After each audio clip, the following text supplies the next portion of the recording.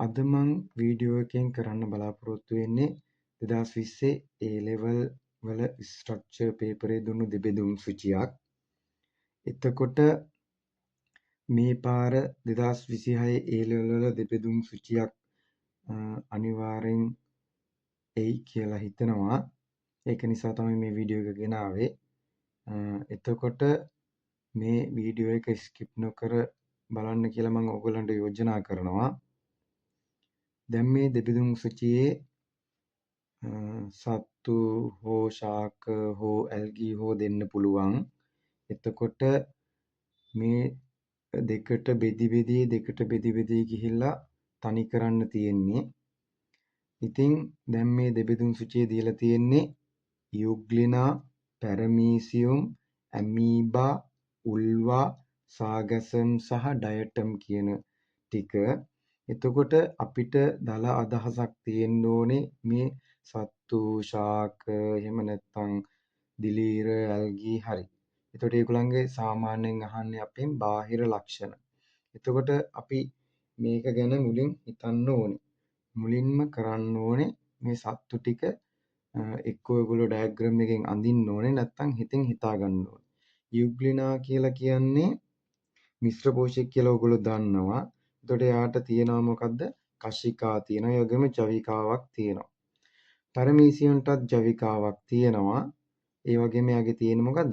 පක්ෂම තියෙනවා. ඒ දල ආදාස තිබ්බනම් හොඳටම ඇති. අමීබාගේ ව්‍යාජ පාද තියෙන්නේ. එතකොට උල්වා ඇවිල්ලා ඇල්ගාවක්. ඒක කොළ ඇල්ගාවක්. ඒ කියන්නේ හරිත ඇල්ගාවක්. එයාගේ තලසක් විදියට තමයි තියෙන්නේ. සාගසම් කියද්දි උත්ප්ලාවකතා තියෙනවා. මේකත් මුහුදේ තමයි හැදෙන්නේ. ඩයටම් කියද්දි පොදු නමක්. එතකොට ඒකට අපි කියනවා රන්වන් දුඹුරු ඇල්ගී කියලා. මේක සාමාන්‍යයෙන් ඒක සෛලිකයි. මේ අදහස තිබ්බනම් ප්‍රමාණවත්.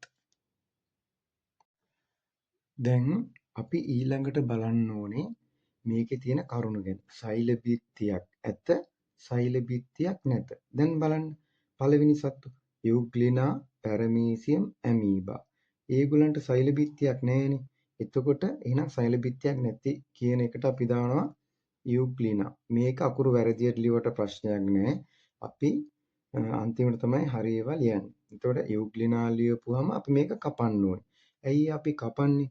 ඒ කපන එක ලේසි. අපිට මෙතන ඉතුරු වුණොත් අපිට ඒක ප්‍රශ්නයක්. අපි මේක හරියට ඇතුළත් කරගන්න ඕනේ. යුග්ලිනා කැපුවා. ඊට පස්සේ අපි පැරමීසියම් කියලා ලියනවා. පැන්සලෙන් ලියවනම් හොඳයි ඕගොල්ලෝ. පැරමීසියම් ඊට පස්සේ ඇමීබා.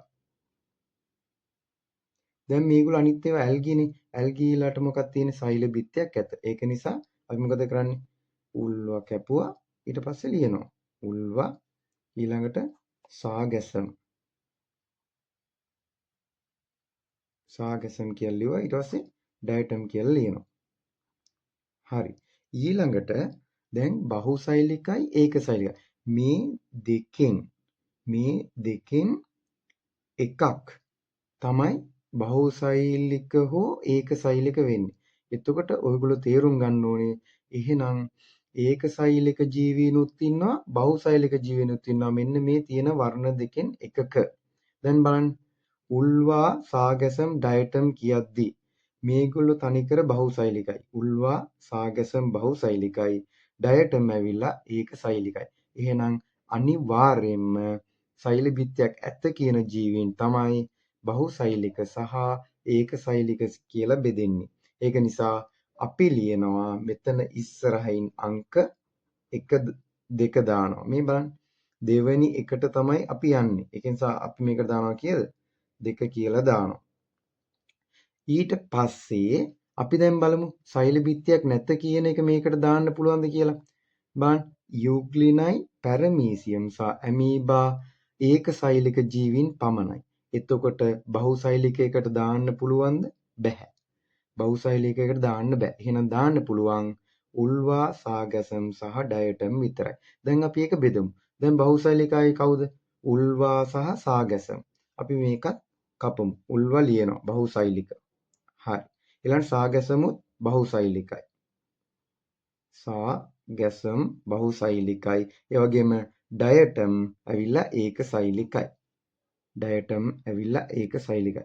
අන්න දැන් බලන්න තනි ජීවියෙක් ඉතුරු වුණා ඒක සෛලිකයි කියලා. අපිට ඒක ඊට පස්සේ බෙදන්න පුළුවන්ද? බැහැ.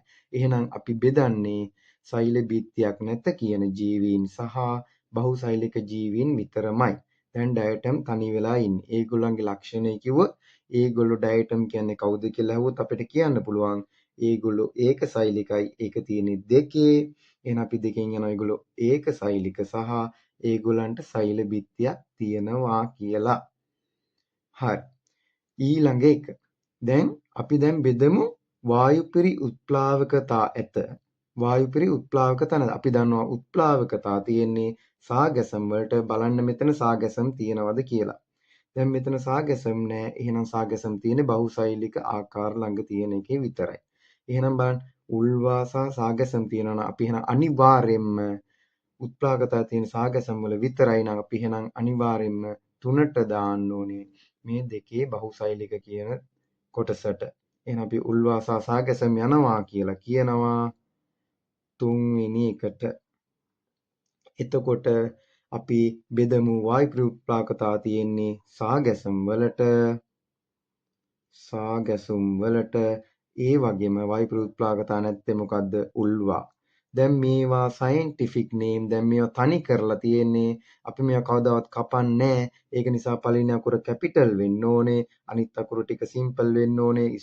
ස්පෙලිං හරියන්න ඕනේ. යටින් ඉරක් අඳින්න ඕන අනිවාර්යෙන්. නැත්තම් මේ උත්තරේ වැරදි. ඒ වගේම උල්වත් අපි තනි වෙලා තියෙන්නේ. එහෙනම් අපේ අන්තිම උත්තරේ ඒක තමයි උල්වා කැපිටල් U අකුර වෙන්න ඕනේ. අකුරු ස්පෙලිංස් හරියන්න ඕනේ. යටින් ඉරක් අඳින්න ඕනේ. එතකොට මේ දෙක තනි වුණා.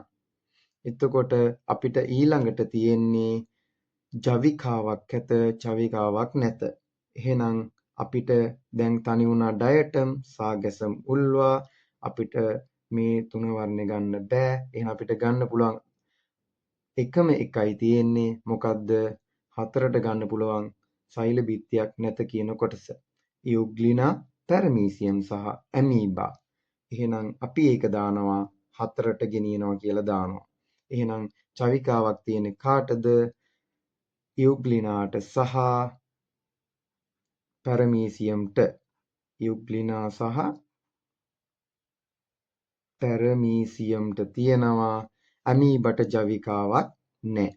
එහෙනම් ඇමීබත් තනි වුණා. එයාගේ සයන්ටිෆික් නේම් එක මේ තියෙන්නේ. මුල් අකුර කැපිටල් A වෙන්න ඕනේ. යටින් ඉරක් ඇඳලා තියෙන්න ඕනේ. අනිවාර්යෙන් නැත්තම් වැරදි. එතකොට අපිට දැන් මේ යුග්ලිනා ලියපු හින්දා අපි මේ යුග්ලිනා කපනවා.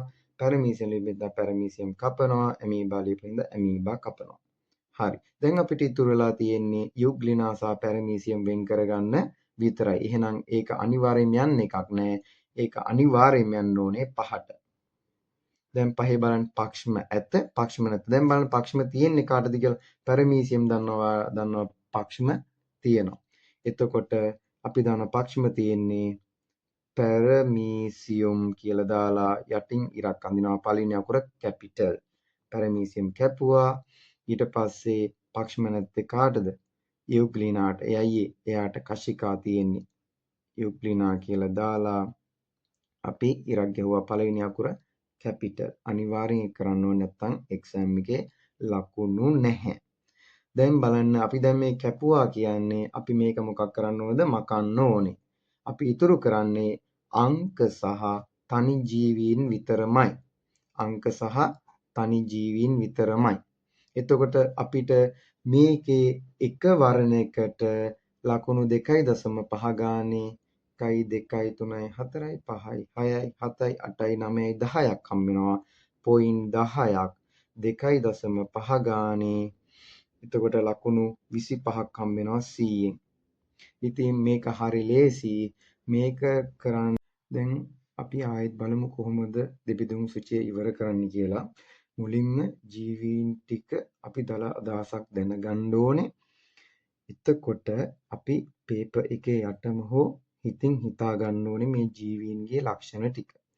ඊට පස්සේ පළවෙනි කොටසේ අපි කරන්නේ මේ සියලුම ජීවීන් ඇතුළත් කරන්න ඕනේ. ඇතුළත් කරනකොට අනිවාර්යයෙන්ම ජීවීන් ලියනකොට මේ ජීවීන් කපන්න ඕනේ. ඊට පස්සේ අපිට දැනගන්න පුළුවන් මේ සියලුම ජීවීන් පළවෙනි කොටසට ඇතුළත් වුණා කියලා. අනිවාර්යෙන් දෙවෙනි කොටසට යන්නේ මේ පළවෙනි කොටසේ තියෙන කොටස් දෙකෙන් එකක්. ඊට පස්සේ අන්තිමටම අපි ඉතුරු කරන්න ඕනේ අංකයක් සහ අනිවාර්යෙන්ම ජීවීන් එක් ජීවියෙක්. එතකොට මේක විද්‍යාත්මක නම දුන්නොත් අනිවාර්යෙන් පටන් ගන්නේ පළවෙනි අකුර කැපිටල් අකුරක්, ඒ වගේම අනිත් අකුරු සිම්පල්, ඒ වගේම යටින් ඉරක් අඳින්න ඕනේ. ඉතින් මෙහෙම තමයි දෙබෙදුම් සූචිය ඉවර කරන්නේ. එතකොට දෙබෙදුම් සූචියේ තව එක ලක්ෂණයක් තමයි දැන් යුග්ලිනා අපි ගමු. යුග්ලිනාගේ පක්ෂම නැහැ. එතකොට ඒක තියෙන්නේ පස්වෙනි කොටස. එතකොට මේ පස්වෙනි කොටස එන්නේ මේ හතරෙන්. එතකොට මේ යුග්ලිනාට පක්ෂම නැහැ. ජවිකාවක් තියෙනවා. මොනවද තියෙන්නේ? ජවිකාවක් තියෙනවා. හරි. ඒකෙන්නේ හතරෙන්. එතකොට අපි යනවා හතරට. එහෙනම් යුග්ලිනාට සෛල බිත්තියක් නැහැ. එතකොට මේ ලක්ෂණ ටික අපිට බලා ගන්න පුළුවන්. ඉතින් මං හිතනවා මේ දෙබෙදුම් සූචිය ඔයගලන්ට ලේසි වෙන්නේ නැති කියලා. නැවත නැවත මේ වීඩියෝ එක බලන්න. ඔයගොල්ලෝ ප්‍රැක්ටිස් කරන්න. අනිවාර්යයෙන්ම 2026 A level ප්‍රශ්නයක් එන්න නියමිතයි. ඉතින් මේ දවස් ටිකේ හොඳින් පාඩම් කරන්න. තව ටික දවසයි තියෙන A level exam එකට. මගේ අනුමාන රචනා ප්‍රශ්න වීඩියෝ එක ළඟදීම මම ගේන්නම්. බයොලොජි හරි ලේසි.